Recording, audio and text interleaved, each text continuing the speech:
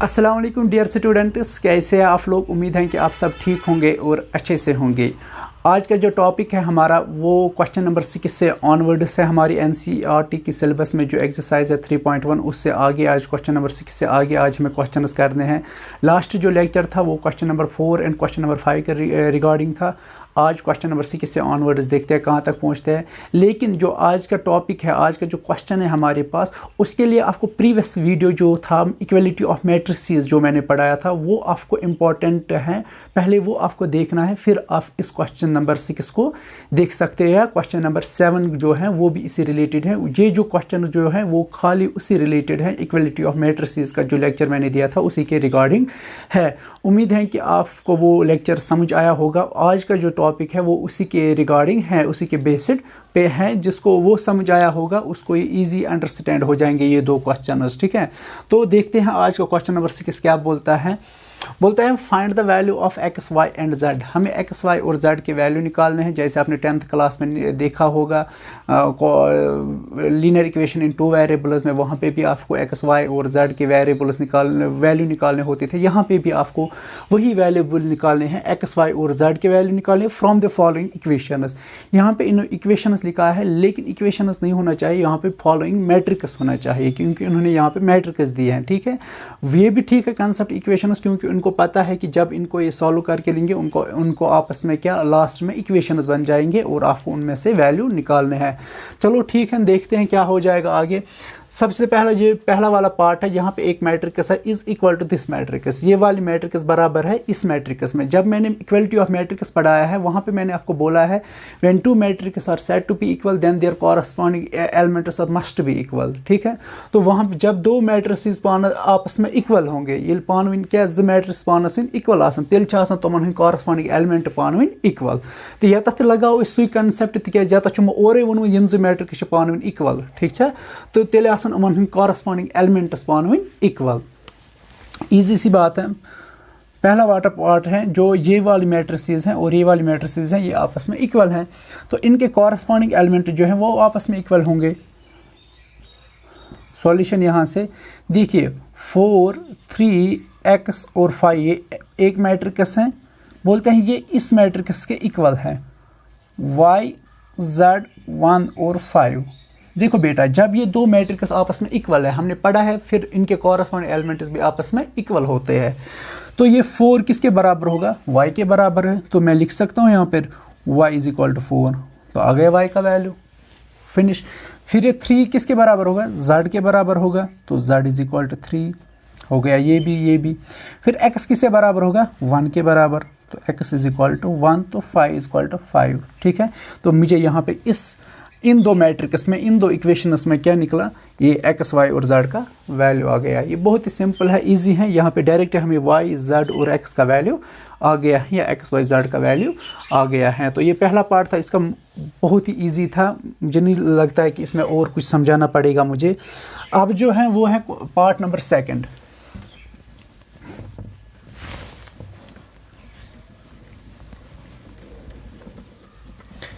ये था आपका पार्ट नंबर 1, इसको मैं इरेज करूंगा यहीं से।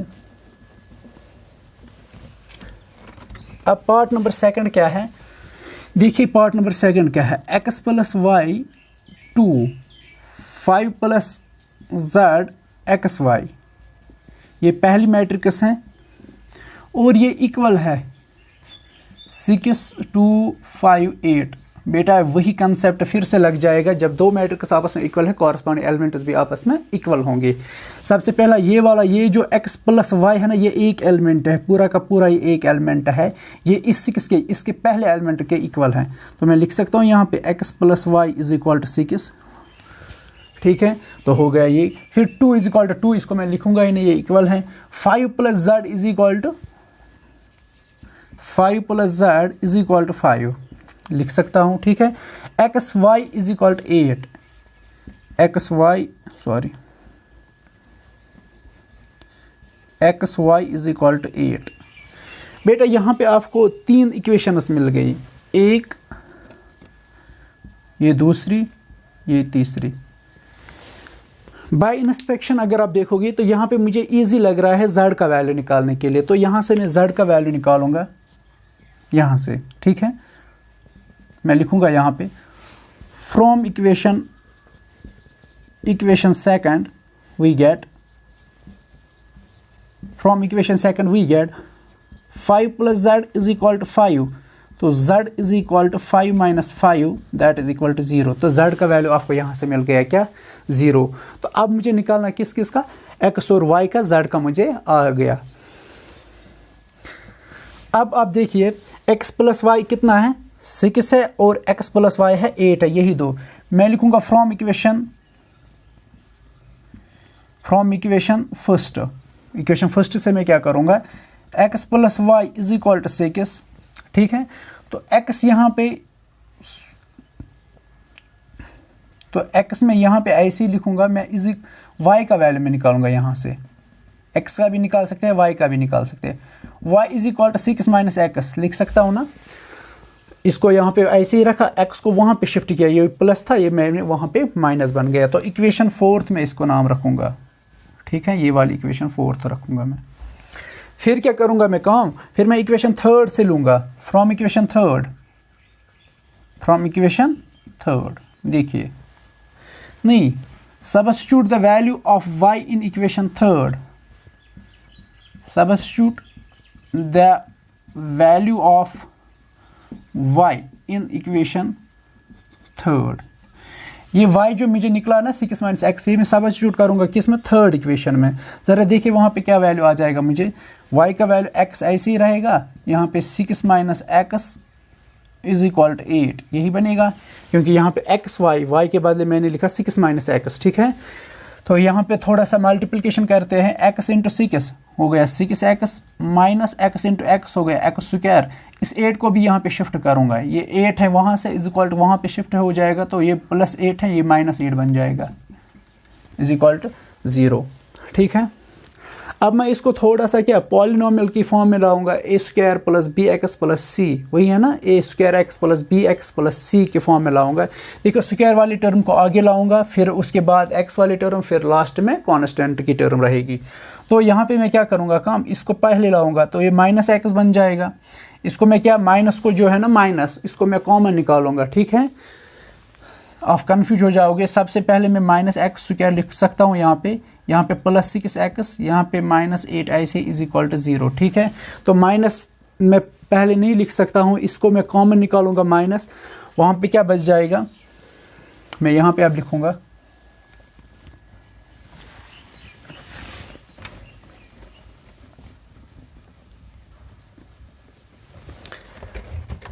अब मैं इक्वेशन जो है ये मैं यहाँ पे लिखूंगा, क्या है यहाँ पे -x² + 6x - 8 -x + 6x - 8 = 0।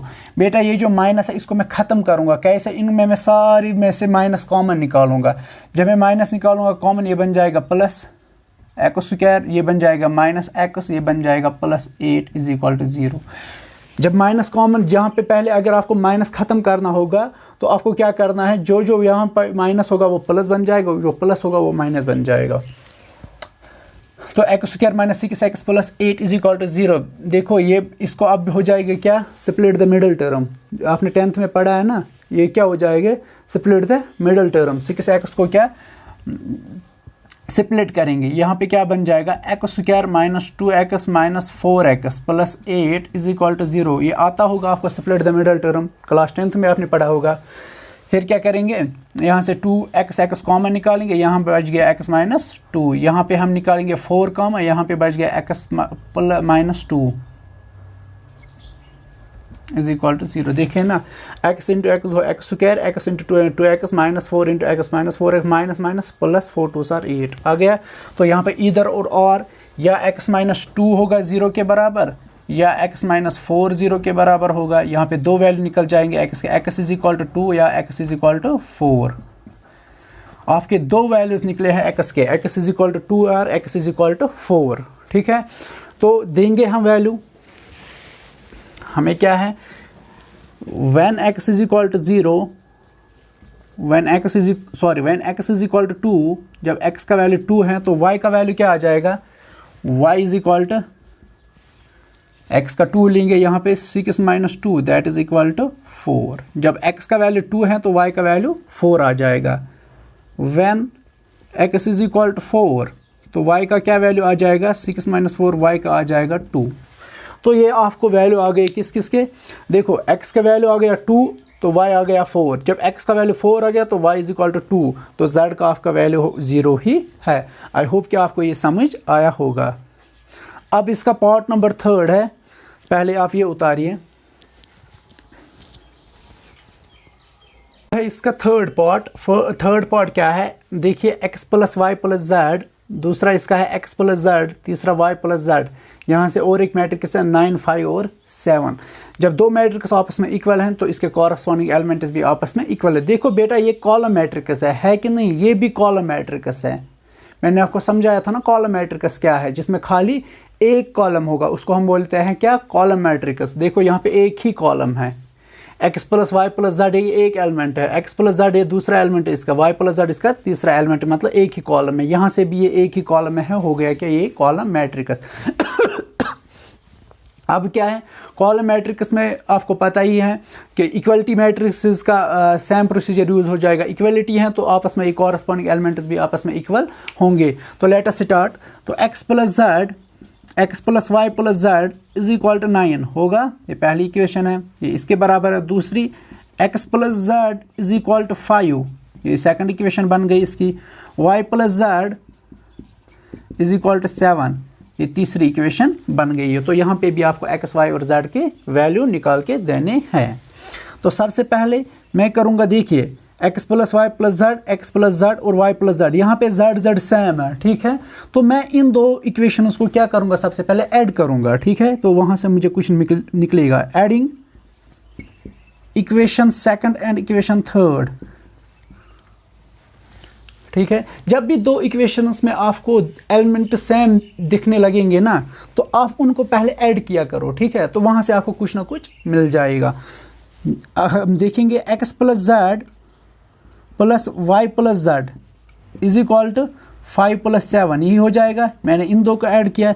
देखो x ऐसे ही रहेगा, y भी ऐसे ही रहेगा, z + z लिख सकते हैं ना, z + z ऐसे इज इक्वल टू, ये हो गया 12।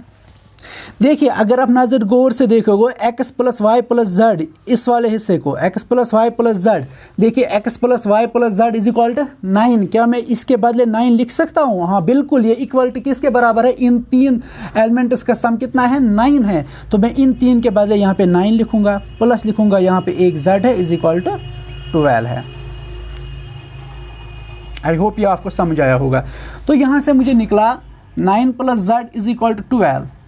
तो z इज इक्वल टू 12/9, तो z is equal to 3 3s are 9, 3 4s are 12, तो z इज इक्वल टू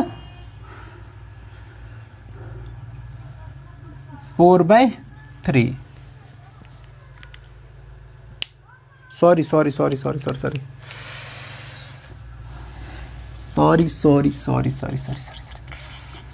ये प्लस है ना, ये माइनस हो जाएगा उस साइड में, ठीक है।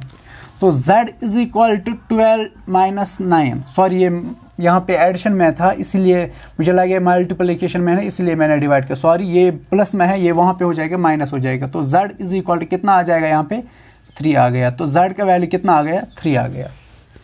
आई होप ये आपको समझ आया होगा।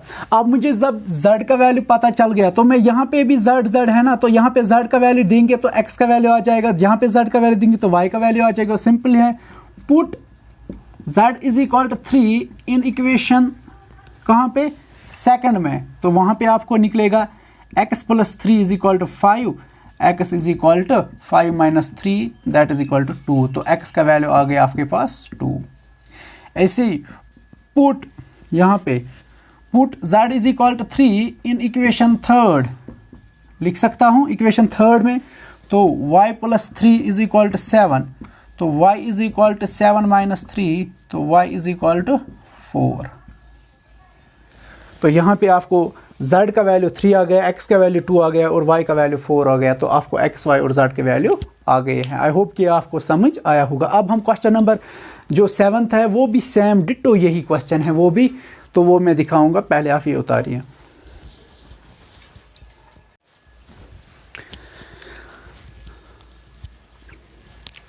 अब ये क्वेश्चन नंबर 7 है, ये भी सेम है वही कि दो मैट्रिसेस इक्वल हैं तो इनके कॉरस्पॉन्डिंग एलिमेंट्स भी इक्वल हैं। आपको खाली ए, बी और सी और डी के वैल्यू फाइंड करने हैं। तो जब ये दो आपस में इक्वल है, दो मैट्रिक्स आपस में इक्वल है, then their corresponding elements always equal. तो मैं क्या करूँगा, सबसे पहले इनके कॉरस्पॉन्डिंग एलिमेंट्स को आपस में इक्वल रखूँगा, तो वहाँ से इक्वेशंस बन जाएंगे। तो फिर हम आराम से कर सकते हैं, बाय सब्स्टिट्यूशन मेथड से हम इनके वैल्यूज़ फाइंड कर सकते हैं। तो जब ये दो मैट्रिक्स इक्वल है, कॉरस्पॉन्डिंग एलिमेंट्स आपस में इक्वल लिखूंगा मैं पहले, a minus b is equal to -1 पहली इक्वेशन। दूसरी 2a plus c is equal to 5 बन गई दूसरी इक्वेशन। तीसरी 2a minus b is equal to 0 बन गई तीसरी equation. 3c plus d is equal to 13 बन गई फोर्थ इक्वेशन। देखो a माइनस बी ये जो आपस में इक्वल एलिमेंट्स है, यहाँ पे भी ए बी है, यहाँ पे भी ए बी है, तो इन दो से मैं कुछ हासिल हो जाएगा इन दो इक्वेशंस में। ए सी सी डी, इनसे तो मुझे कुछ हासिल ही नहीं हो जाएगा। पहले मैं सबसे पहले ए बी को लूँगा, मैं सबसे पहले इस वाली इक्वेशन लूँगा क्योंकि यहाँ पे बी है, इसको मैं शिफ्ट करूँगा यहाँ पे मुझे बी का वैल्यू आ जाएगा। तो from equation third we get 2a minus b is equal to 0 minus b is equal to -2a बन जाएगा ना, प्लस है वहाँ पे माइनस है, माइनस माइनस कैंसल, तो b is equal to 2a। यही b का वैल्यू मैं अगर यहाँ पे सब्स्टिट्यूट करूँगा, यहाँ पे मुझे a का वैल्यू आ जाएगा। Substitute put b is equal to 2a in equation first. इसमें ये सब्स्टिट्यूट करूँगा तो आंसर क्या आ जाएगा, a माइनस बी के बदले 2a is equal to -1, a minus 2a, ठीक है। -2a को मैं 1 दूंगा तो वहाँ पे कितना बच गया, -a बन गया। -a is equal to -1, minus minus cancel, a is equal to 1। जब मुझे a का वैल्यू पता है तो मैं आराम से यहाँ पे किसका वैल्यू निकाल सकता हूँ, b का भी वैल्यू निकाल सकता हूँ, ठीक है। Put a is equal to 1 in equation first, तो यहाँ से मुझे b का वैल्यू आ जाएगा। 1 minus b is equal to -1, ठीक है। Minus b is equal to -1, यहाँ से वो शिफ्ट करो -1, minus b is equal to -2, minus minus cancel, b is equal to 2, तो आपको b का भी वैल्यू आ गया। आई होप ये आपको समझ आया होगा। अब किसका मुझे निकालना है, c का और d का वैल्यू निकालना है मुझे, c और d का वैल्यू मुझे निकालना है। बहुत ही इजी है। देखिए c का वैल्यू मुझे निकालना है तो c किस में है, इसमें है। मुझे a का वैल्यू पता है तो put a is equal to 1 equation second में लगाऊंगा मैं, ये पुट करूंगा a इज इक्वल टू 1, तो 2 × 1 plus c is equal to 5, c is equal to 2 1 2, वहाँ पे शिफ्ट करूँगा 5 - 2, तो c का वैल्यू आ जाएगा 3। ये भी आपको समझ आया होगा। आ गया c का वैल्यू। अब d का वैल्यू, c का वैल्यू जब मुझे पता चला 3 है तो यहाँ पे मैं सब्स्टिट्यूट करूँगा, वहाँ पे d का वैल्यू आ जाएगा। तो यहाँ से मैं सिखाऊंगा आपको ये 3c plus d is equal to 13, यहाँ पे लिखना put c is equal to 3 in equation fourth. ये आपको ईजी लिखना आ जाएगा ये इंग्लिश। तो 3c plus d is equal to 13, तो 3 × 3 plus d is equal to 13, d is equal to ये 9 बन गया, तो इसको यहाँ पे शिफ्ट करेंगे 13 - 9, d इज इक्वल टू 4। बेटा ये आपको वैल्यू आ गई, a का भी 1 है, b 2 है, c 3 है, d 4 है। आई होप यहाँ तक आपको समझ आया होगा। अब हम क्वेश्चन नंबर 8, 9 और 10th करने जा रहे हैं।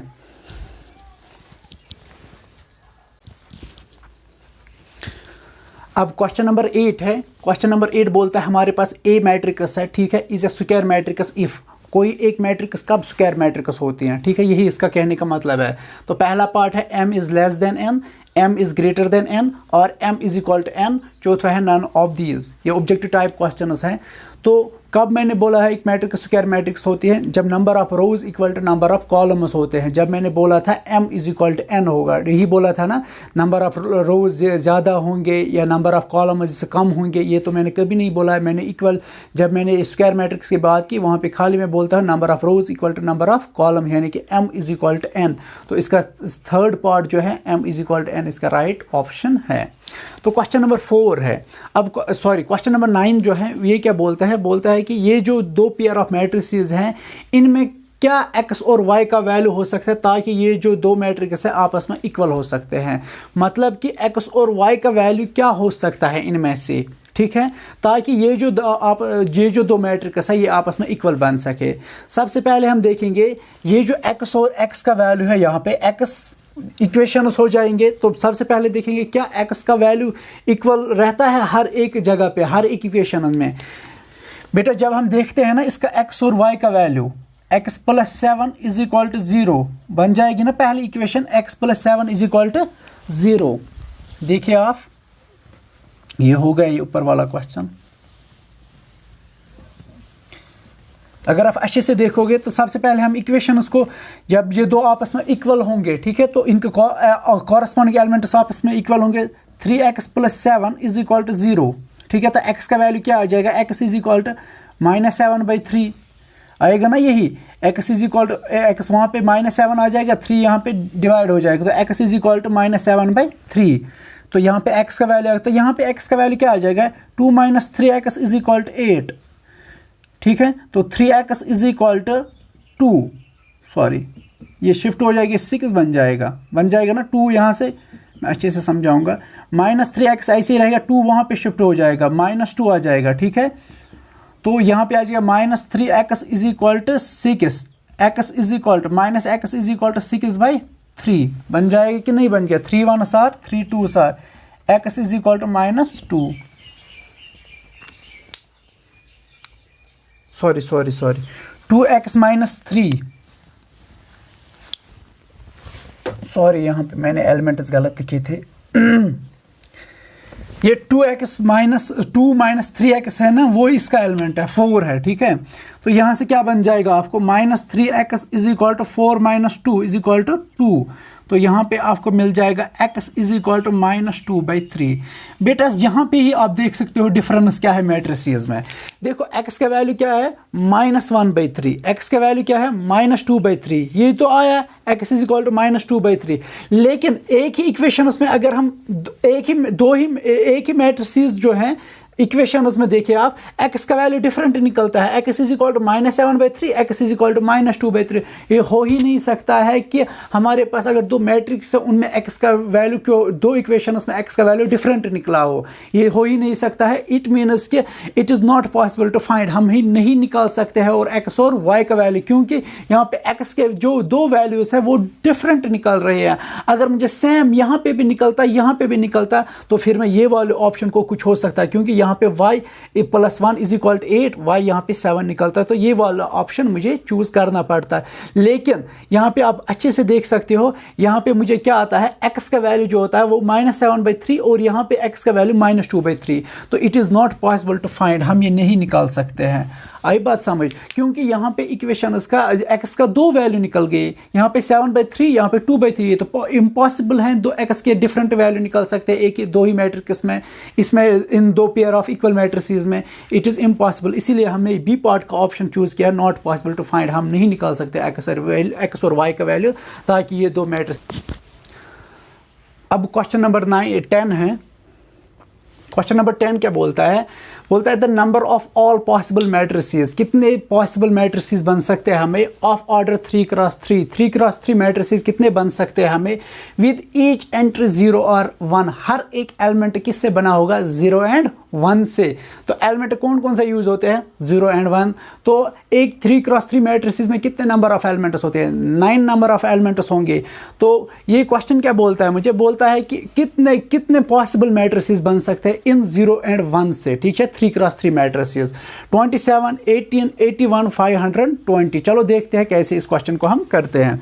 सबसे पहले बेटा आपको याद रखना है, जितने भी नंबर ऑफ एलिमेंट्स इसमें यूज हो जाएंगे वो उनको आपको मल्टीप्लाई करना है उतने नंबर से जितने आपको क्या 3x3 नंबर मैट्रिसेस होंगे, सॉरी 3x3 मैट्रिसेस में जितने एलिमेंट्स होंगे।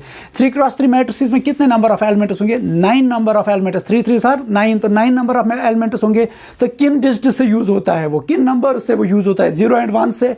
तो 2 ही आपको क्या यूज हो जाएंगे नंबर्स। तो 2 को मल्टीप्लाई करना है कितनी टाइम्स? 9 टाइम्स, जितने नंबर ऑफ एलिमेंट्स होंगे। 1 2 3 4 5 6 7 8 और 9, ये हो गया 2 पावर 9, ठीक है, वो हो गया 512। तो डी वाला पार्ट आपका करेक्ट आंसर है। आई होप ये आपको समझ आया होगा। जब भी आपको बोलेंगे पॉसिबल नंबर ऑफ मैट्रिसेस कितने बन जाएंगे, ऑर्डर वहां से गिवन होगा। फॉर एग्जाम्पल अगर मेरे पास 4 मैट्रिसेस होगी, 3 में यहाँ पे 4 मैट्रिक्स अगर मुझे होगी तो कितना एलिमेंट्स होंगे? 16 एलिमेंट्स होंगे। तो मैं 2 पावर 16 लिखता, जो आंसर आ गया वही लिखता मैं आंसर, ठीक है। लेकिन यहाँ पे 3x3 मैट्रिसेस और 0 और 1 थे, 2 ही डिजिट का यूज़ करना था, तो 2 पावर 9 इसलिए, तो 512। आई होप कि आपको ये मेरा सेशन अच्छा लगा होगा। उम्मीद है कि आप इस चैनल को सब्सक्राइब और शेयर ज़रूर कीजिए।